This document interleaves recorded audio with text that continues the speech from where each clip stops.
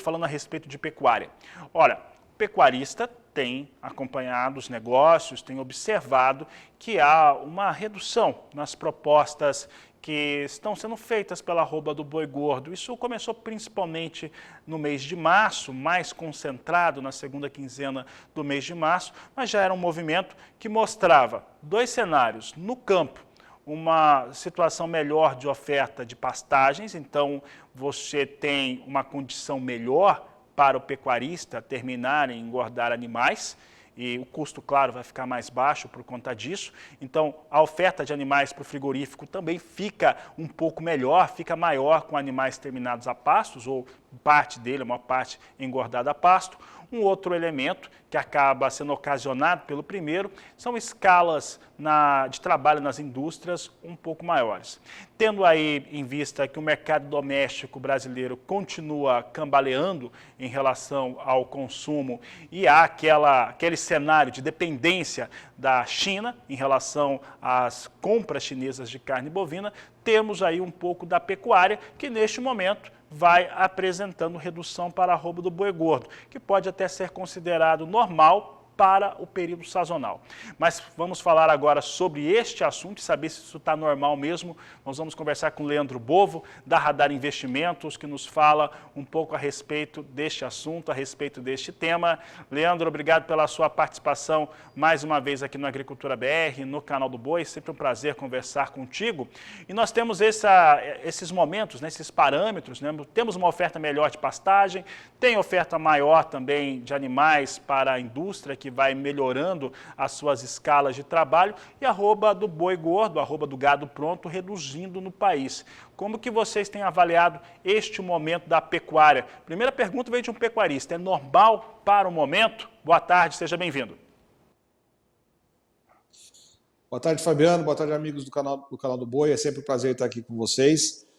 A gente tem uma conjuntura, né, uma somatória de fatores que está dando essa conjuntura baixista para o mercado, né? Então, a maior oferta, estamos caminhando para o final da safra, né? A partir de agora, da agora para frente, não tem mais expectativa de boas chuvas, a temperatura começa a cair, o pasto começa a entrar em senescência, é natural, quem já está com o gado mais ou menos pronto, ofertar, né? Então, é o período de fim de safra normal, todo ano acontece, esse ano não ia ser diferente. Além disso, a gente teve dois fatores que estão contribuindo para maior pressão do mercado, né? O primeiro é a reposição, que melhorou muito, né, dos últimos 2 anos para cá, a taxa de reposição melhorou enormemente. Então hoje você consegue vender um boi gordo e repor um número de bezerros mais próximo da média histórica do que a gente tinha nos outros anos, né? Então isso aí ajuda também o pecuarista a tomar a decisão de vender. E o terceiro fator é o dólar, né? O dólar caiu bastante, acaba afetando as exportações, que, querendo ou não, é o principal driver de precificação da nossa arroba. E aí, somando esses 3 fatores baixistas, é natural que a gente vai ter uma pressão no mercado físico, não tem como ser diferente, né?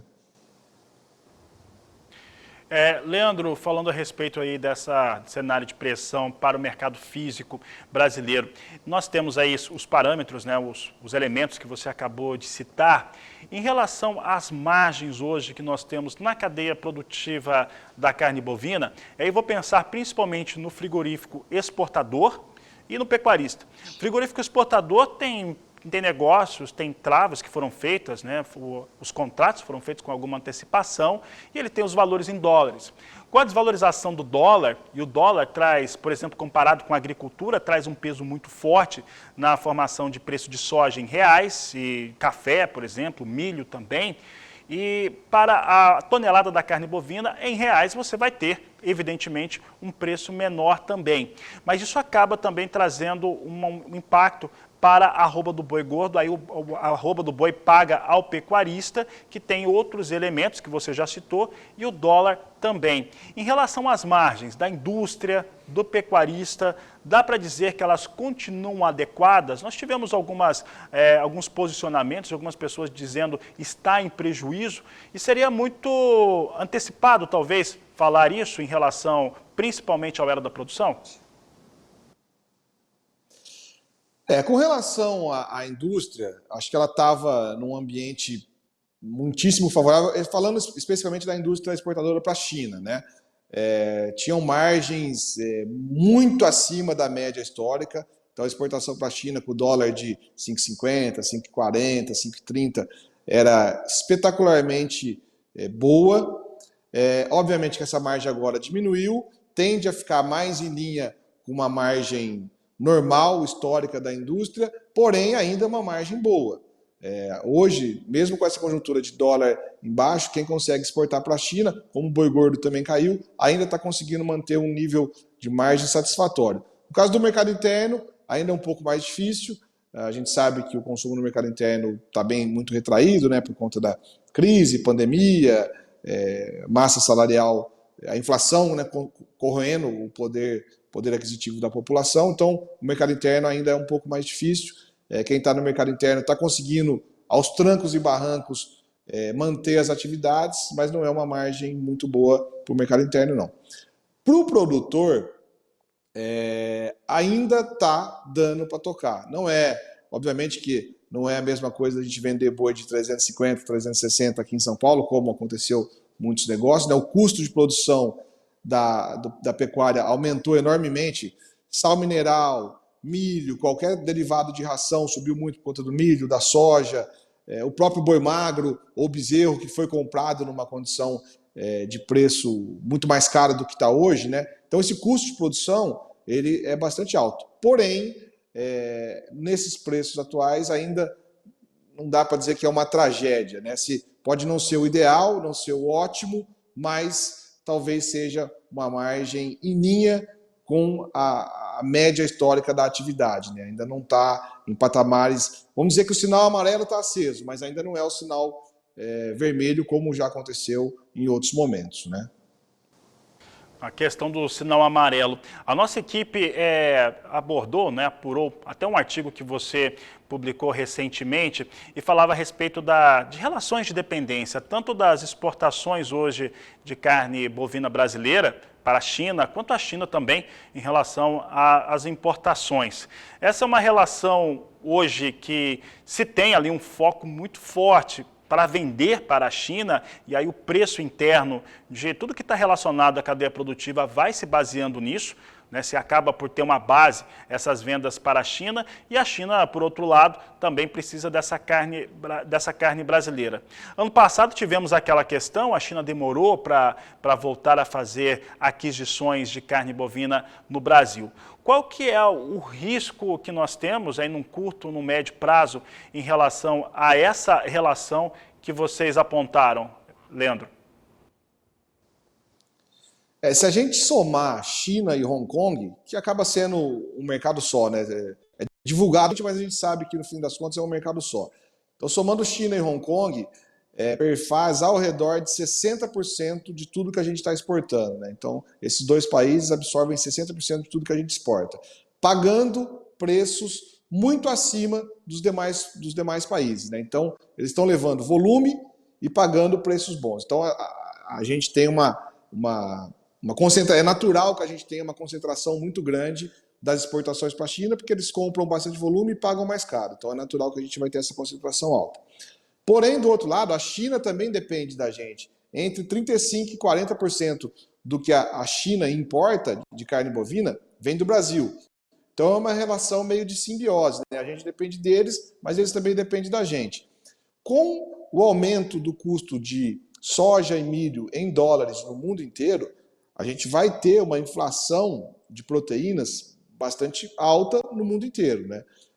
Então não tem como produzir proteína barata com a estrutura de custos que a gente está tendo atualmente, né? Que não está com cara que vai mudar muito os preços em dólares, né? Não tem nenhum trigger de queda grande dos preços desses insumos em dólar. Então, o Brasil é o mais competitivo para produzir proteína e é natural que a China vai comprar a gente. Hoje, especificamente, a China está enfrentando um lockdown por conta da questão da Covid, né? Teve um novo surto de coronavírus lá e a China tem um país de política zero de Covid, né? Então estão fazendo um lockdown bastante restritivo. A alimentação de carne bovina na China, em sua maioria, fora de casa, né? Então a carne bovina é um produto mais premium e acaba sendo afetado esse consumo um pouco por conta dessa questão do lockdown. Mas isso vai passar, a gente sabe que é 10 dias, 15 dias, isso vai passar e tende a retomar a demanda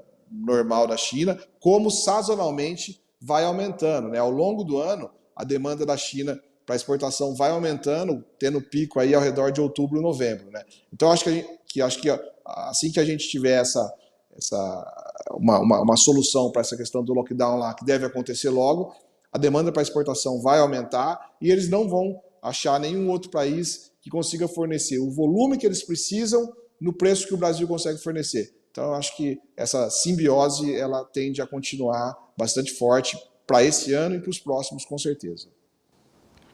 Leandro, você falou uma frase que eu acho muito interessante, né, a respeito da produção de proteína barata. Acompanhando a evolução do processo inflacionário que se tem sobre a produção de qualquer tipo de alimento no Brasil e em outros países do mundo, nós vemos um custo de produção que não para de subir. Aí podemos pensar em milho, em soja, café, feijão, arroz, qualquer tipo de produto nós temos uma elevação muito expressiva. E no caso das proteínas, ela acaba subindo até um pouco mais em relação a essas commodities agrícolas que eu citei. Dá para dizer que produção de proteína barata é um cenário que não existe ou que não existirá mais no mundo? Olha, é difícil a gente cravar que nunca mais a gente vai ter proteína barata, né? É aquela história. O remédio para preços altos são os preços altos, né? Então, preços em alta estimula a produção, o setor produtivo ele é extremamente competente e responsivo ao sinal que o mercado manda de preços altos, né? Então a gente vai, com certeza, eu acho que tende a reequilibrar em algum momento um pouco a oferta e a demanda, mas no curto prazo, infelizmente, esse problema vai permanecer. Porque a gente, além de tudo que você falou, a gente tem a questão da energia, né? Petróleo, diesel, gasolina, todos os derivados de petróleo explodindo de preço, por mais que também a tendência para médio e longo prazo seja de preços convergirem um pouco para baixo, no curto prazo esse estrago já está feito. Então eu acho que para esse ano a gente vai continuar, vai ter exatamente esse cenário de inflação de commodities, inflação de proteína, isso não vai ser resolvido no curto prazo, mas eu acho que a médio prazo o mercado tende a se reequilibrar num patamar um pouco abaixo do que a gente está hoje, tendo sempre como referência o preço das commodities em dólar, né? Leandro, para encerrar a nossa entrevista, vou aqui trazer a participação de telespectadores. O João Ricardo Araújo, de Aquidauana, aqui no Mato Grosso do Sul, está fazendo uma pergunta, está relacionado à arroba do Boi Gordo. Ele pergunta se a arroba do Boi Gordo segue, principalmente agora, até o final do mês de abril, em preços mais baixos, em queda. Infelizmente, essa é a tendência. É difícil você ver agora, no curtíssimo prazo, algum gatilho de alta. Como eu disse, essa conjuntura de fatores, fim de safra, gado de pasto sendo ofertado, reposição um pouco melhor, estimulando a venda do boi gordo, a troca do boi gordo pelo bezerro ou boi magro, e o dólar caindo, isso vai continuar acontecendo. Mas eu acho que uma observação que a gente pode estar acontecendo esse ano é uma antecipação dessa pressão de fim de safra, né, que normalmente ela acontece historicamente em maio, junho. Talvez a gente esteja antecipando um pouco, até por conta das questões climáticas, né? Por exemplo, o MS, o Mato Grosso do Sul, um estado que teve muito problema com seca, né? Falta de pastagem, cigarrinha, geada, depois seca, fogo.